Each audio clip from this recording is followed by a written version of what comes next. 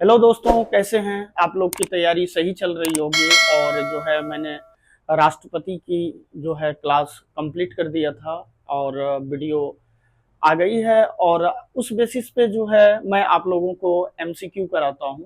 और वही है सिलसिला, क्लास के बाद एमसीक्यू। अपनी तैयारी को जज कीजिए, आपने क्या पढ़ा और आप कितना क्वेश्चन बना पाते हैं। जब तक आप तैयारी की जज नहीं करेंगे तो सफल होना मुश्किल है।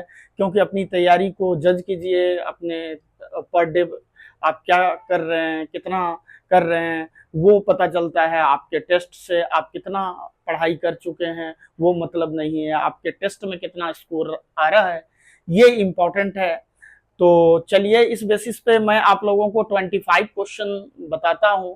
और जो है आप इसमें कितना सही कर पाते हैं, कमेंट बॉक्स में जरूर इसका आंसर बताइएगा कि आपके कितने क्वेश्चन सही हो रहे हैं ईमानदारी पूर्वक। तो honesty is the best policy. जो है ना, ईमानदारी सबसे बड़ी चीज है। और चलिए, बिना समय गवाते हुए क्लास को स्टार्ट करते हैं। ये एमसीक्यू का पहला पार्ट है। तो आपके स्क्रीन पे रहा ये क्वेश्चन। सबसे पहले क्वेश्चन रीड कीजिए और आप जो है इसका जवाब देने की कोशिश कीजिए। भारत के राष्ट्रपति की तुलना निम्नलिखित में से किससे करना सर्वाधिक उचित है? तो देखिए, भारत का राष्ट्रपति जो है अगर कंपेयरिंग करेंगे तो वो जो है ब्रिटेन के महारानी के साथ जो है, यानी कि ब्रिटेन के सम्राट के साथ जो है इसका कंपेयरिंग किया जाता है। तो हमारा क्या होगा? ऑप्शन नंबर जो है सी जो है इस क्वेश्चन का क्या है? बिल्कुल सही उत्तर है। तो ऑप्शन सी इसका सही उत्तर है। तो इसमें जो है मैं डिटेल नहीं बताऊंगा, सिर्फ आपको जो है एमसीक्यू करा रहा हूं। आप जो है देखिए आपके कितने क्वेश्चन सही हो रहे हैं। तो चलिए देखते हैं दूसरा क्वेश्चन। देखिए आपके सामने स्क्रीन पे रहा दूसरा क्वेश्चन। क्वेश्चन को रीड कीजिए और आपको मिलता है 5 सेकंड का टाइम। तो भारत में कार्यपालिका का अध्यक्ष कौन होता है? आपने आंसर दे दिया होगा। ऑप्शन है राष्ट्रपति, प्रधानमंत्री, ऑप्शन सी विरोधी दल का नेता और भारत सरकार का मुख्य सचिव। तो आपने ऑप्शन दे दिया होगा। अगर आपने ऑप्शन ए दिया है तो आपका बिल्कुल सही उत्तर है। देखिए आपके स्क्रीन पे रहा ये क्वेश्चन। संघ की कार्यपालिका शक्ति निहित है प्रधानमंत्री में, राष्ट्रपति में, मंत्रिपरिषद में और संसद में। तो इसका भी आंसर दे दिया होगा। कार्यपालिका की शक्ति निहित है, आर्टिकल 53 में हम लोग पढ़ चुके हैं। तो इसका सही उत्तर हो जाएगा ऑप्शन नंबर बी जो है राष्ट्रपति। बिल्कुल सही उत्तर है। देखिए आपके स्क्रीन पे है क्वेश्चन, मिलता है आपको 3 सेकंड का टाइम। भारत का राष्ट्रपति है राज्य का प्रधान, राज्य का प्रधान नहीं है, केवल सरकार का प्रधान। और ऑप्शन नंबर डी है राज्य और सरकार दोनों का प्रधान। तो इसका सही उत्तर क्या होगा? राज्य का प्रधान होता है राष्ट्रपति। बोले तो ऑप्शन नंबर ए जो है इस क्वेश्चन का बिल्कुल सही उत्तर है। देखिए आपके स्क्रीन पे रहा ये क्वेश्चन। भारतीय संविधान के अनुसार देश का प्रथम नागरिक कौन होता है? तो हमने थ्योरी क्लास में पढ़ चुके हैं और आपने जो है इसका जवाब दे दिया होगा। राष्ट्रपति जो है भारत का जो है प्रथम नागरिक होता है। बोले तो ऑप्शन नंबर ए जो है इस क्वेश्चन का क्या है? बिल्कुल सही उत्तर है। देखिए आपके स्क्रीन पे रहा ये क्वेश्चन। भारतीय संविधान के अनुसार संघ की कार्यपालिका शक्तियां किसमें निहित है? तो क्या होगा? सही उत्तर क्या होगा इसका? ऑप्शन नंबर जो है बी, संघ की कार्यपालिका की शक्ति, न्यायिक शक्ति, विधायिक शक्ति, हमने सब कुछ पढ़ चुके हैं। और बोले तो इसका सही उत्तर क्या होगा? ऑप्शन नंबर बी जो है इसका सही उत्तर है। राष्ट्रपति इसका सही उत्तर है। देखिए आपके स्क्रीन पे रहा ये क्वेश्चन। भारतीय संविधान के अनुसार देश के की तीनों सेनाओं का अध्यक्ष यानी कि सुप्रीम कमांडर कौन होता है? राष्ट्रपति, उपराष्ट्रपति, थल सेना का अध्यक्ष और फील्ड मार्शल। तो इसका सही उत्तर क्या होगा? आपने दे दिया होगा। राष्ट्रपति जो है तीनों सेनाओं का जो है अध्यक्ष होता है, थल सेना, जल सेना और वायु सेना। बोले तो ऑप्शन नंबर ए जो है इसका बिल्कुल सही उत्तर है। देखिए आपके स्क्रीन पे रहा ये क्वेश्चन। भारत का राष्ट्रपति होता है भारत का वास्तविक शासक, ऑप्शन नंबर बी, राज्य का संवैधानिक अध्यक्ष, ऑप्शन नंबर सी राज्य और सरकार का अध्यक्ष, और ऑप्शन डी बहुमत दल का नेता। तो राष्ट्रपति क्या होगा? ऑप्शन नंबर बी जो है राज्य का संवैधानिक अध्यक्ष होता है। ऑप्शन नंबर बी इस क्वेश्चन का क्या है? सही उत्तर है। देखिए आपके स्क्रीन पे रहा ये क्वेश्चन, भारतीय सशस्त्र सेनाओं का सर्वोच्च कमांडर कौन होता है? राष्ट्रपति, प्रधानमंत्री, रक्षा मंत्री, और ऑप्शन नंबर डी लंबे समय तक सेवारत सेना अध्यक्ष। तो इसका सही उत्तर हो जाएगा ऑप्शन नंबर ए जो है वो क्या है? राष्ट्रपति इसका सही उत्तर हो जाएगा। आपके स्क्रीन पे रहा ये क्वेश्चन, भारत के राष्ट्रपति के लिए आवश्यक योग्यता नहीं है। योग्यता नहीं है, क्वेश्चन को ध्यान से पढ़िए। तो ऑप्शन ए रहा वो भारत का नागरिक हो। बिल्कुल, सबसे पहले भारत का प्रथम नागरिक होता है, ये तो बिल्कुल सही है। वह 35 वर्ष से अधिक आयु का हो, ये भी बात सही है। और उसमें लोकसभा के सदस्य के लिए निर्धारित सभी योग्यता हो, ये भी बात सही है। और ऑप्शन नंबर डी वह संसद के किसी सदन का सदस्य हो, ये क्या है? ये गलत है। ऑप्शन नंबर डी जो है बिल्कुल सही उत्तर है। जो डी कह रहा है ये फुलफिल नहीं कर रहा है राष्ट्रपति के योग्यता को।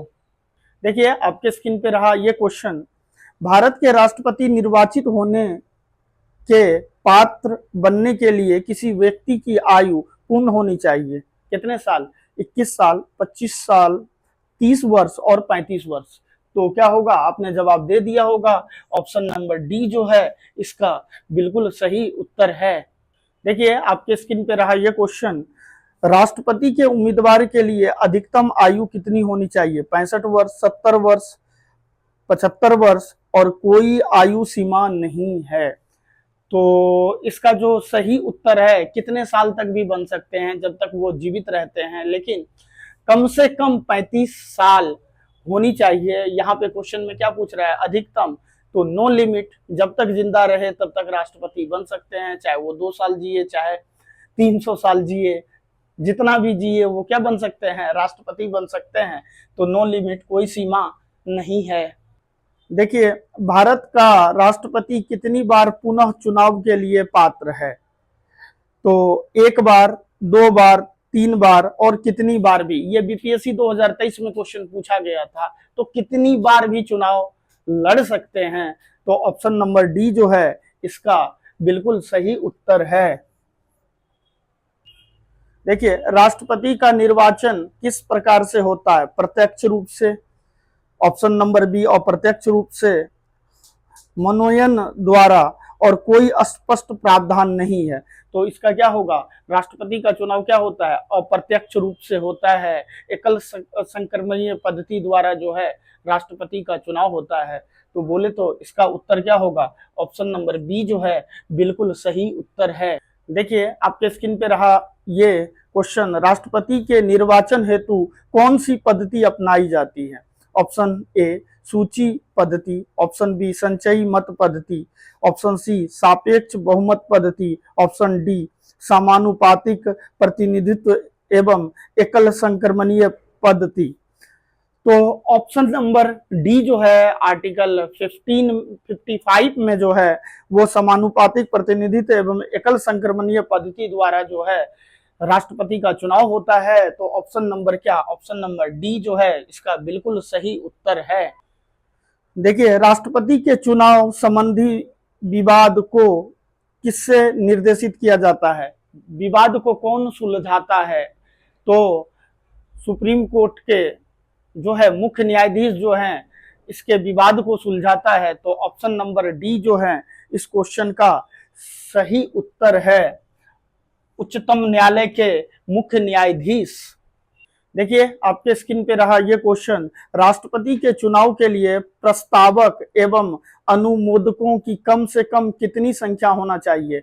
10, 10, 20, 20, 50, 50, और ऑप्शन नंबर डी जो है 100। तो इसका सही उत्तर क्या हो जाएगा? 50-50 जो है इसका सही उत्तर है। 50 जो है अनुमोदक होना चाहिए और 50 जो है प्रस्तावक होना चाहिए। तो ऑप्शन नंबर जो है सी इस क्वेश्चन का बिल्कुल सही उत्तर है। देखिए आपके स्क्रीन पे रहा ये क्वेश्चन, भारत का राष्ट्रपति निर्वाचित होने के लिए निम्नलिखित में से कौन सी बात अयोग्यता मानी जाएगी? भारत का नागरिक हो, ऑप्शन नंबर बी 35 वर्ष की आयु पूरा कर चुका हो, बिल्कुल सही है। ऑप्शन नंबर सी लोकसभा का सदस्य निर्वाचित होने के लिए आहिर हो, ये भी बिल्कुल सही है। ऑप्शन नंबर डी कोई लाभ का पद ग्रहण किए हुए हो। तो राष्ट्रपति बनने के लिए कोई भी लाभ के पद पर क्या होना चाहिए? नहीं होना चाहिए। तो ऑप्शन नंबर डी जो है इस क्वेश्चन का बिल्कुल सही उत्तर है। देखिए आपके स्क्रीन पे रहा ये क्वेश्चन और आप इसका जवाब कितने सेकंड में दे सकते हैं। भारत में राष्ट्रपति का चुनाव किया जाता है प्रत्यक्ष निर्वाचन द्वारा, ऑप्शन बी एकल हस्तांतरित मत पद्धति द्वारा, ऑप्शन सी अनुपातिक मत प्रणाली द्वारा, ऑप्शन डी खुला बैलेट प्रणाली द्वारा। तो इसका सही उत्तर क्या हो जाएगा? ऑप्शन नंबर बी जो है एकल हस्तांतरित मत पद्धति द्वारा। ऑप्शन बी इस क्वेश्चन का क्या है? सही उत्तर है। देखते हैं राष्ट्रपति पद का चुनाव संचालित किया जाता है।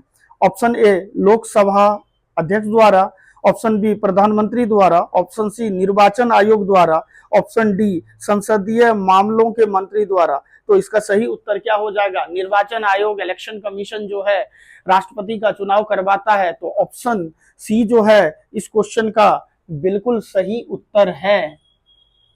देखिए राष्ट्रपति के उल्लंघन के लिए राष्ट्रपति के विरुद्ध अभियोग कार्यवाही किसमें शुरू की जाती है? यानी कि महाभियोग जो है वो कहां शुरू की जाती है? Option A Lok Sabha, option B Rajya Sabha और ऑप्शन सी संसद के किसी भी सदन द्वारा, ऑप्शन डी उच्चतम न्यायालय द्वारा। तो इसका सही उत्तर क्या होगा?